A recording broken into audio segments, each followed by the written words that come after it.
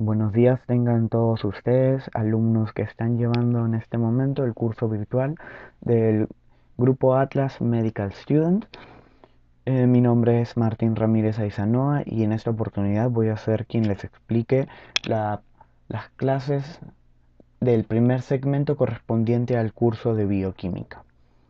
Este curso, si bien es un poco complejo, tampoco es difícil de entender. Simplemente es cuestión de tratar de leer a la par, junto con las clases teóricas que vayan recibiendo, tratar de leer por su parte el libro de la bibliografía que probablemente ya se les haya brindado, puesto que si no les comentaré después. Y sobre todo tener paciencia para entender estos temas.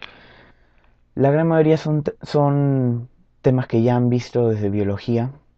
Van a ver los capítulos a lo largo del curso que van a ser respectivamente carbohidratos, lípidos, las macromoléculas. Van a ver sus procesos de formación, etcétera, entre otros. Y en este primer segmento, en este primer capítulo, vamos a hablar básicamente de lo que son las enzimas, ¿ya? Y los procesos que se lleven a cabo con estas respectivas proteínas. Pero la primera clase vamos a abarcar respecto al tema de las membranas biológicas. Vamos a ver la estructura y el transporte que se lleva a cabo a través de ellas, puesto que participan en todo momento en los procesos bioquímicos que se llevan en el cuerpo. Y antes que nada, veremos una pequeña introducción al tema de lo que es la bioquímica y al tema que corresponde de metabolismo. Y poco a poco iremos avanzando en el tema. Sin más preámbulo que dar, comencemos. ¿Qué es la bioquímica? La bioquímica, como todo lo que generalmente estudiamos, es una ciencia. Y esta ciencia, ¿qué va a abarcar? Como su nombre lo dice, tanto la biología como la química. Va a ser la aplicación de las ciencias, de lo que estudia la química en la biología. En este caso, los componentes químicos y reacciones químicas que se estudian van a ser aplicadas y estudiadas en un ser vivo. Entonces va a estudiar directamente lo que son los componentes químicos dentro de una célula viva, los componentes químicos y las reacciones metabólicas que se llevan a cabo dentro de ella también. Eso incluye los procesos por los cuales la célula obtiene la energía, los nutrientes necesarios para su funcionamiento y cualquier otro proceso que se requiera o tenga la célula la función que cumplir, ¿no? Que van a ser benéficos para el cuerpo. Entonces el objetivo de esta ciencia, ¿cuál es? Va a ser la de entender no solo macroscópicamente, sino a un nivel molecular, todos los procesos que se lleven a cabo dentro de una célula viva. Bien, ahora veremos que la bioquímica está relacionada con la medicina de muchas formas y principalmente porque a través de los estudios que se realiza la bioquímica podemos explicar muchas patologías que se dan en la medicina. Como por ejemplo, la bioquímica nos explica los procesos, la formación de los ácidos nucleicos y estos a la vez nos van a explicar las enfermedades genéticas, debido a que si hay alguna falla, alguna alteración en la formación de un ácido nucleico, pues su correspondiente efecto va a ser que se desarrolle una enfermedad genética, alteraciones cromosómicas, etcétera, ¿no? Por otra parte, si hay una alteración con respecto a las proteínas, a su formación, un intercambio de aminoácidos en la estructura proteica, pues va a generar otras patologías. Un ejemplo es la anemia falciforme, que debido a la formación de una hemoglobina anormal, que es la hemoglobina S, va a generar una alteración en la estructura de los glóbulos rojos, generando mayor fragilidad y por ende desarrollando esta patología que es la anemia falciforme. Otro caso de los lípidos, por ejemplo, algo más común, la arteriosclerosis o arteriosclerosis, que es el acúmulo de lípidos en las paredes de las arterias o ya más a un nivel más pequeño, a nivel de las arteriolas. Otro ejemplo es con los carbohidratos. El más común, el más representativo que seguramente todos conocen es el de la diabetes, en el cual o bien hay una resistencia al efecto de la hormona insulina o hay un déficit en su producción, lo cual hace que se vaya acumulando azúcar en la sangre, carbohidrato, glucosa. Ese acúmulo de glucosa es el que genera daños, las repercusiones de la diabetes, ya sean tardías o agudas, que ya van a ver más adelante, ¿no? Como seguramente habrán escuchado del pie diabético, la retinopatía diabética, nefropatía diabética, etcétera. Ahora, para entender esto, pues tenemos que entender primero cómo lo que es el metabolismo. Es básicamente la suma de todas las reacciones químicas que suceden en un organismo vivo. Y estas reacciones son las que, o sea, las que se realizan y las que son necesarias para el buen funcionamiento del dicho organismo. ¿Y qué se entiende por una reacción química? Es un proceso por el cual ya sea uno o más componentes sean convertidos o cambiados a uno o más compuestos diferentes. En otras palabras, escoger sustratos para volverlos productos. Sea uno o varios sustratos a uno o varios productos.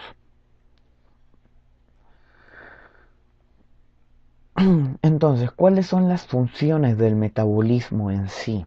Van a ser cuatro funciones específicas, que es la de obtener energía química de la degradación de los nutrientes.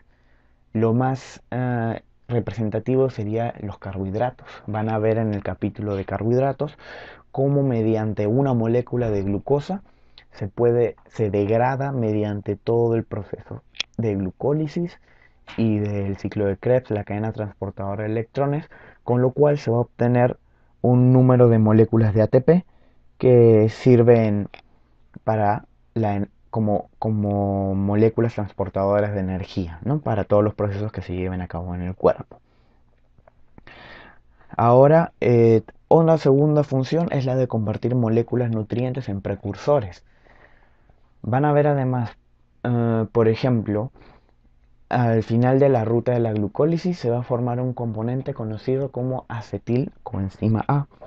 Y este acetilcoenzima A es una molécula que no solo se puede utilizar para ingresar el ciclo de Krebs y la obtención de energía, se puede utilizar para formar nuevas moléculas de glucosa, se puede utilizar para formar moléculas grasas, lípidos, entre otras, ¿no? Entonces, de un nutriente, una molécula nutriente como la glucosa va a pasar a formar un precursor, que sería el acetilcoenzima A. Otra función, la de sintetizar macromoléculas biológicas necesarias para la célula, como ya mencioné, bien pueden formar lípidos, pueden ser como almacenes de energía, estructuras proteicas que van a formar ya sean hormonas como también distintos tejidos de sostén, entre otros, ¿no? Y por último, de sintetizar o degradar biomoléculas necesarias para ciertas funciones celulares, como ya venimos mencionando, por ejemplo, el degradar la molécula de glucosa para formar energía, o la molécula de glucosa se puede almacenar en forma de glucógeno, o otros compuestos tipo aminoácidos o glicerol de los lípidos pueden volverse glucosa mediante un proceso conocido como la gluconeogénesis, que verán en el siguiente capítulo de carbohidratos. Entonces, estas reacciones químicas generalmente son catalizadas por una enzima. No es para decir todas, pero en la mayoría hay una enzima que está actuando, catalizando y acelerando esta reacción. Y ahora a este conjunto organizado de reacciones se les conoce como rutas o vías metabólicas. Algo más, en estas reacciones no solo vamos a tener a un precursor y un producto, sino vamos a tener también una molécula intermedia que no es un producto, sino es una molécula que actúa, ayuda al que se dé la reacción química mediante su propia transformación, cediendo o aceptando electrones, por ejemplo. Y a estas moléculas, a estos intermediarios se les va a conocer como metabolitos.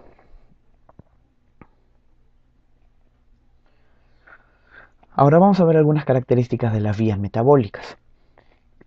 Todas son irreversibles y globalmente exergónicas.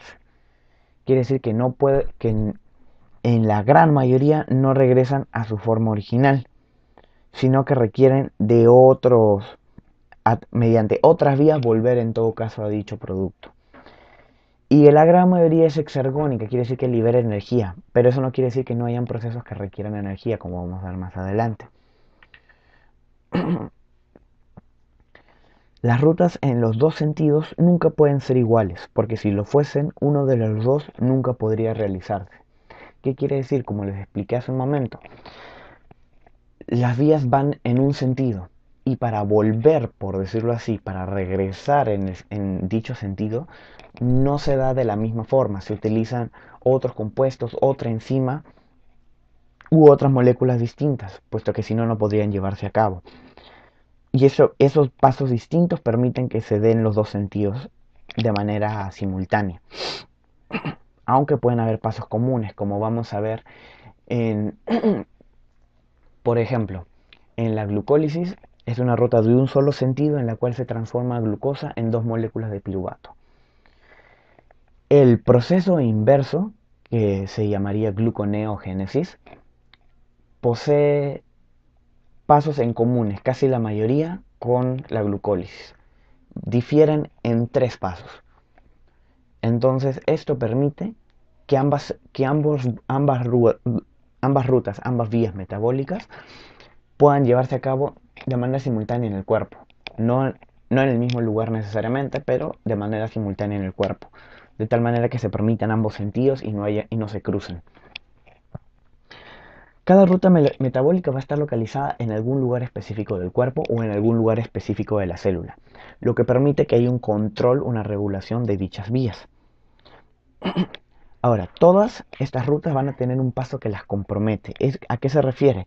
Que va a haber una reacción, ya sea al inicio, al final o en medio de la ruta, que va a ser irreversible y va a requerir mucha energía, lo cual es, como por decirlo en palabras sencillas, el proceso o la reacción que va a controlar toda la ruta metabólica, más no quiere decir que sea la única que la controla.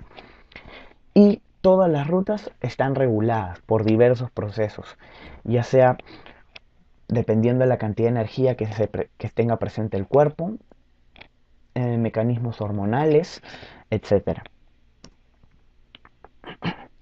Ahora, en cuanto a los tipos de vía metabólica, vamos a tener dos tipos básicamente de vía metabólica. Van a ser las rutas de convergencia y las rutas de divergencia. ¿A qué nos referimos con esto? Generalmente, los procesos bioquímicos van a ir en estos dos sentidos. O bien van a degradar una macromolécula a sus compuestos más básicos, o a la inversa, van a llevar los compuestos más básicos a formar macromoléculas. ¿Cómo se les va a llamar entonces a estos dos tipos de vías metabólicas? Aquellas vías que van a llevar de las macromoléculas a las moléculas más sencillas, las más pequeñas, por decirlo así, se les va a llamar las rutas catabólicas, el catabolismo. ¿Sí? Estas van a ser los procesos en los cuales las macromoléculas los vamos a volver las moléculas más simples, las más sencillas. Y a la inversa, las rutas a través de las cuales las moléculas más pequeñas, las irreductibles, por decirlo así, pasan a formar macromoléculas, se le llaman las rutas anabólicas, el anabolismo. ¿Sí? Van a haber, claro, también otros tipos, aquellas rutas en las que sean cíclicas, en las que va a haber un ciclo interminable, en la cual va a haber siempre un ingreso de alguna molécula en especial junto con la salida de otras, ¿no? Ya sea en forma de energía, por ejemplo.